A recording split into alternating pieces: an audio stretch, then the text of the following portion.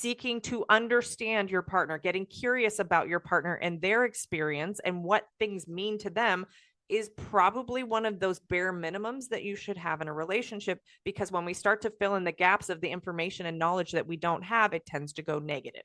It tends to go towards survival. This is where disconnect happens. So I responded with, I totally get that. And it's probably deserving of more unpacking that we can do in a comment section. But I said, as far as the gift giving situation, you guys have two different meanings you're placing on the returning of the gifts. This is where, when I say that you can be using the same words and mean different things, let's just say some people have a different definition of love for their partner or love for their children.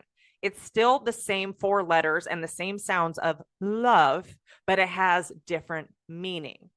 Even feeling safe. I, as a woman, can say, I want a partner I feel safe with. When a man hears that, generally speaking, he may think physical safety. Whereas when a woman says it, generally speaking, she may mean emotional safety, right? Now we're both saying safety, but we mean different things. So that's the exact thing here, where returning gifts has two different meanings to them. He takes the returning of a gift as a rejection of him, that nothing he does is good enough. She takes the returning of a gift of good. He gets to go get what he wants. I'm excited for him that he can go get what he wants. They didn't place the same meaning on the same action.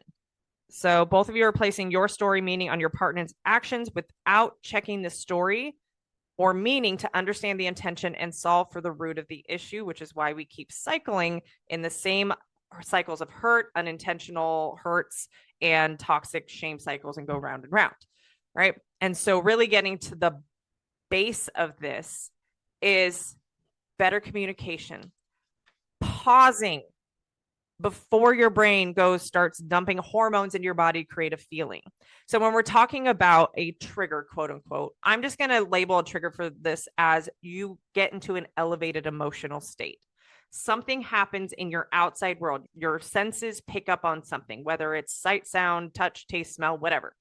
And it triggers emotions to happen in your body. What's happening there is the emotional regulation part of the brain, the amygdala, starts to pump hormones into your body.